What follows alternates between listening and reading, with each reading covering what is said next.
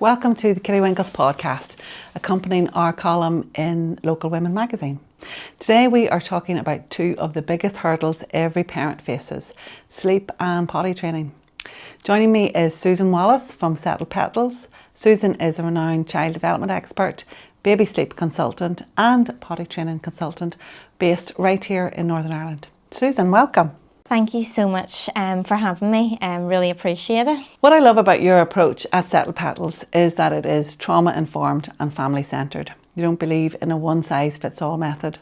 At Kitty Winkles, we're currently launching our Founding Family scheme for our new nursery, and a huge part of our ethos is our Heartstrong programme, which is all about emotional regulation, resilience, and using our incredible outdoor garden to support children's physical and mental health. Susan, could you tell us a bit about your company and what drove you to set up Settled Petals? Yeah, so I have a background in both education and social work and worked with children and families my whole adult life. And what I was realising every time I worked with a family was if we weren't getting the sleep, everything else became more difficult. If we had children who were finding emotional regulation difficult, everything else was so difficult.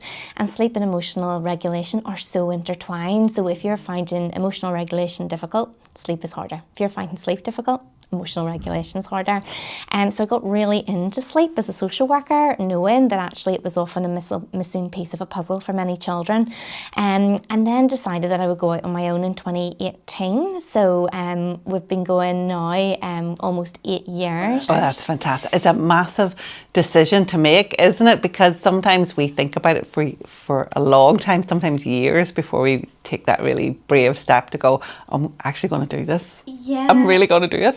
I'd originally started doing all my sleep certifications, baby massage, baby yoga, kids yoga, whilst I was working in the trust. I was a senior in children's services, and I was trying to implement it. And I also had over 90 kids in the team, and I was managing my staff. And one day I came home to my husband and said, I wish I could just do that bit. I'm so busy. I wish I could just do all this emotional regulation and yoga and sleep. And he said, why don't you? And I was like, why don't I? Yeah. So I did. And it's gone really well. I always think that's fantastic when people are brave enough to follow that step. Yeah. So well done you. That was huge. And so what I love about your approach at Settled Petals, what I have read, is that it is trauma-led, it is family-centred. So you're not saying, you just do this and that's it. So like, when I had my first child, my mommy had died a couple of years before that. I was 24.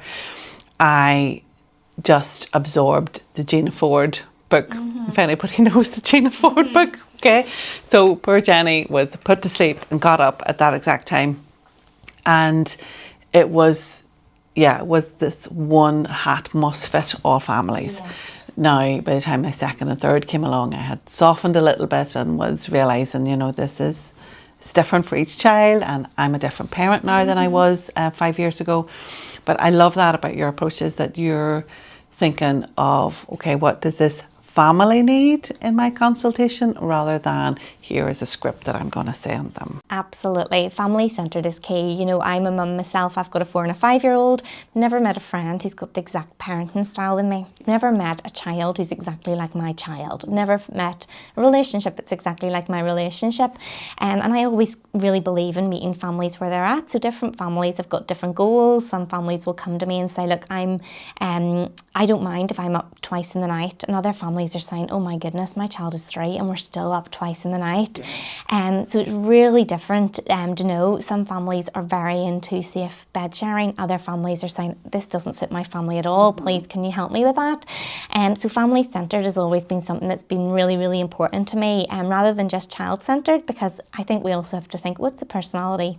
I have a personality that absolutely loves structure and routines. So a nap schedule worked really well to me. I've got a sister who is much more social than I am. She has to go, for her own mental health and well-being. She loved the baby groups. Yes. So for her, that was much more of a priority. So it's also thinking, what's the parent's personality? What's going to really work for them. So the family centred is really important. The trauma informed really came a lot from my social work background, and understanding that key trauma element and how that impacts sleep, and how we often will need a really different approach to families who are experiencing trauma. So the two things I'm really passionate about. Yeah, and I suppose let's talk about sleep first, because so many parents come to us exhausted. And from your perspective as a sleep consultant, how does that child's environment during the day, specifically being outdoors and in nature, how do you see that affecting then their sleep at night? Because the outdoors and nature element is such a huge part at Kittywinkles, and I often think, is that showing up at home in their sleep? Yeah, outdoors is so important. I'm really, really passionate about outdoors for children, even outside of sleep, but the two interweave really, really well. So there was a piece of research from 1900 that went right through to 2016, and what they found that was children are sleeping 0.75 of a minute year on year, which means that children are now sleeping between 60 and 90 minutes less than they had just at the start of the century before. And when you think about what's the big change, for me, the big change is we invented electricity and we stopped going outside. So we have become in control of when our children see light and when they see darkness. You're supposed to go outside. So before we invented electricity, people just got up when it was light and spent the day outside. And our hormones are specifically designed to follow what's going on with the natural light. So although natural light, you can't see it, there's lots of colours in it. So you know when you see a rainbow or you've maybe a sparkly top and it hits, it reminds us there's lots of colours in light. And if you're spending time outside, the colour of light changes gradually throughout the day, and that shifts our whole hormone cycle, which means we are awake in the day, we sleep at night. Probably the key one is serotonin. So if you're outside in natural light, it promotes the production of a hormone called serotonin. Serotonin not only helps us feel good, it's a real protective factor against anxiety and depression, which have also unfortunately risen in that time. But it's also the precursor to melatonin. So melatonin is the sleep hormone. So if you've got lots of serotonin in the day, it really helps with melatonin at night.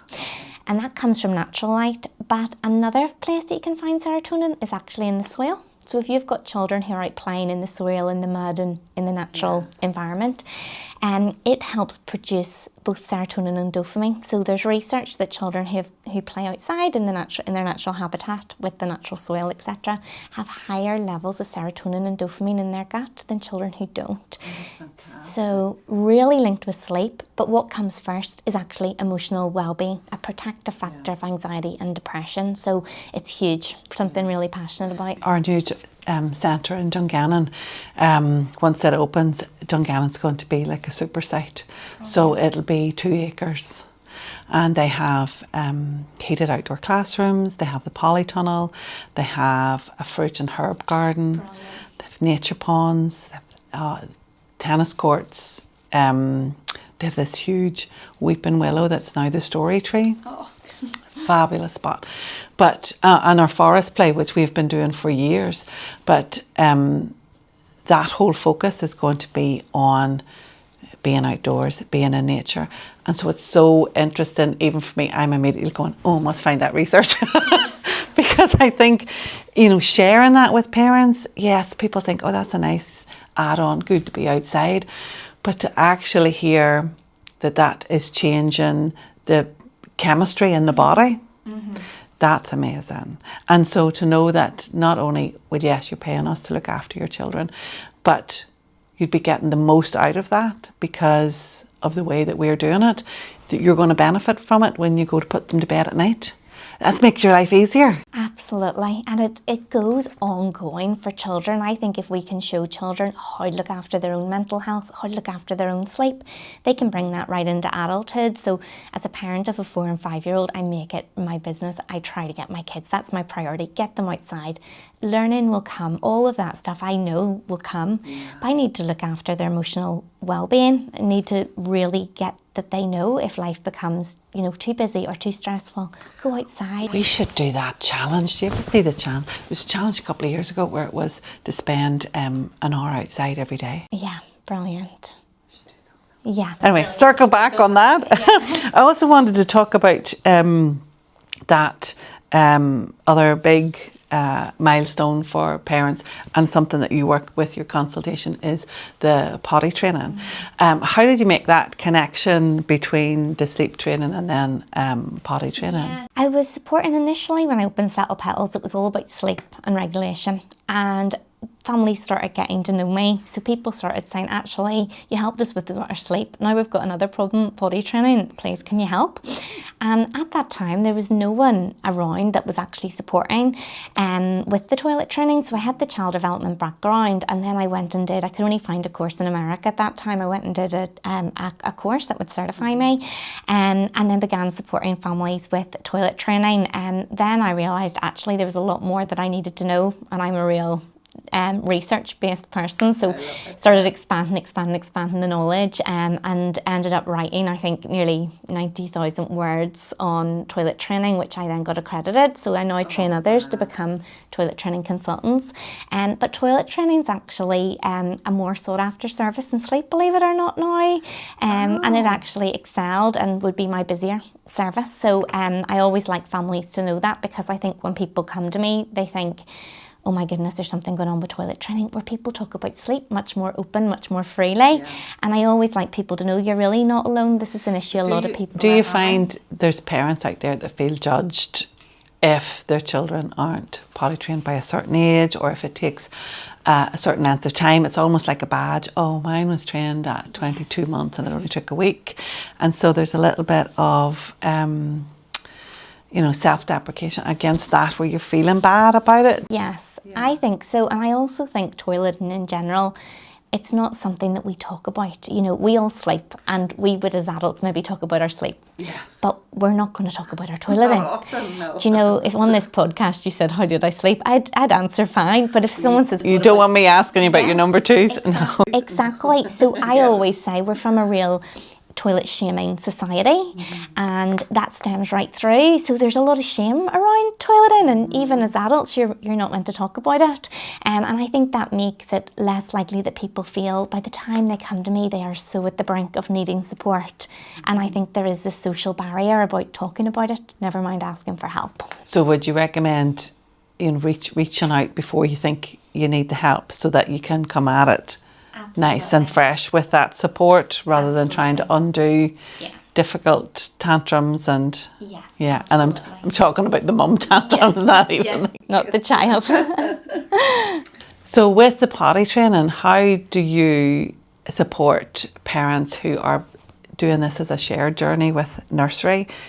Do you give them information that they can share with the nursery, or is it something that you have to take into consideration their policies? Absolutely. I think it's working as a partnership is absolute key. So something I'll always say to families first is find out what the nursery calls we, for example, because there's so many words. There's PP, there's whiz, there's we, there's do you need the toilet? And we can't expect nurseries to have to learn a different word for each child. So I always think it's really good if nurseries can adopt one word, whether it's we or PP or whatever, and ask families to use the same terminology, because the time that we toilet train children is often a huge period of language acquisition. So if granny's saying one thing and nursery's saying one thing and parents are saying another thing, that can be quite confusing. But it's always important to work in partnership. Whilst it's very much that parents have to take the lead, it's really good if we can be sharing approaches. So one of the big obstacles with toilet training is actually when children are scared or worried or anxious, and then they're holding their wee or their poo, and that's where the difficulties come. And in that instance, we all have to be making sure we're taking the same approach, that there's no shame around toilet training, and that we are not comparing children to other children, that we're working with children at their own time. And whilst that's very much the parents are taking the lead in toilet training, I think making sure that we're using that same approach across nursery and home is really important. So if I ever make a toileting plan for a family, I always say make sure to share this with anyone who is having any form of role in your child's life. So if that's nursery, grandparents or whatever, and it doesn't have to be that you're saying nurseries are doing the toilet training, but even just little things like the language, the approach, the no shame, that's a real important element. Yeah. Susan, your advice is always so reassuring. It reminds me why we are building Kittywinkles the way we are. To be a supportive, emotionally intelligent environment for children to grow. Before we finish, I want to mention that we are currently welcoming our founding families to Kittywinkles. This is a unique opportunity to be part of our story from the very beginning. Founding families receive an exclusive 70% discount off 1 month's childcare fees, and that's to be used within the first 6 months. Plus, they get priority access to our most sought after places. You can register now at kittywinkles.co.uk. And Susan, where can parents find you if they need your support?